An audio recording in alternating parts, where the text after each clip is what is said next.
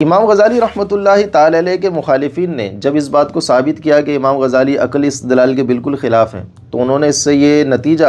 اپنے طور پر خود ہی اخذ کر لیا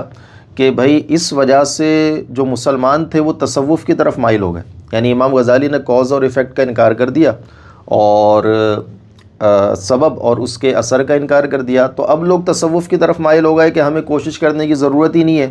اللہ تبارک و تعالیٰ جو چاہے گا وہ کر دے گا، لہٰذا ہم ایسے ہی بیٹھے رہتے ہیں۔ یہ انہوں نے باقاعدہ الزام لگایا امام غزالی پر کہ انہوں نے دنیا کو تصوف کی طرف موڑ دیا اور مسلمان جو تھے وہ سائنس اور فلسفے اور علم اور حکمت سے پیچھے کی طرف جانا شروع ہو گئے۔ حالانکہ اسی کتاب کے اسی باب تحفۃ الفلاسفہ کے اسی صدر میں باب میں امام غزالی رحمۃ اللہ تعالی علیہ ایک سوال قائم کرتے ہیں، اور وہ سوال بھی آپ فلاسفہ کی طرف سے قائم کرتے ہیں کہ دیکھو، اگر جب اللہ تبارک و تعالیٰ اس بات پر قادر ہے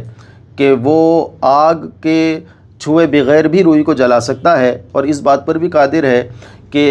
آگ روئی کو چھوئے اور پھر بھی روئی نہ جلے، تو اللہ تبارک و تعالیٰ پھر تو اس بات پر بھی قادر ہے کہ ہم گھر کے اندر کوئی کتاب رکھ کر آئیں اور وہ راکھ بن جائے، یا ہم کوئی غلام چھوڑ کر آئیں وہ کتے میں تبدیل ہو جائے، اور اس کے علاوہ بھی بہت ساری چیزیں ہوتی ہیں جو تبدیلیاں ہو سکتی ہیں۔ تو ظاہر سی بات ہے پھر ہم کس بات کے اوپر یقین کر سکتے ہیں کہ ابھی جس چیز کو ہم گھر میں چھوڑ کر آئے ہیں وہ اپنی اسی حالت کے اندر ہوگی؟ ہو سکتا ہے اللہ تبارک و تعالیٰ نے اس کو تبدیل کر دیا ہو۔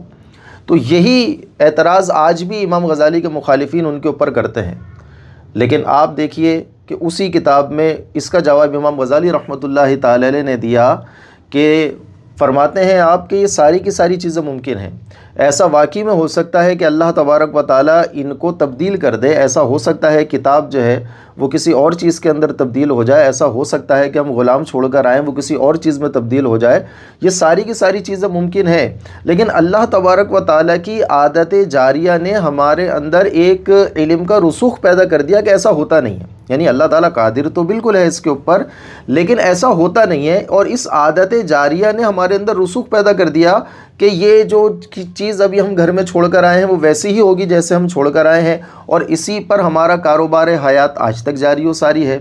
تو اس واضح مثال کے بعد امام غزالی کے اس واضح جواب کے باوجود بھی امام غزالی کو یہ کہنا کہ آپ منطق، فلسفے، علم اور عقلی استدلال کے بالکل خلاف تھے، تو یہ بالکل ایسا ہے کہ کوئی شخص سورج کے روشنی کے باوجود بھی سورج کے وجود کا انکار کر دے، تو اس کو تعصب اور ہٹ درمی کے علاوہ کچھ نہیں کہا جا سکتا۔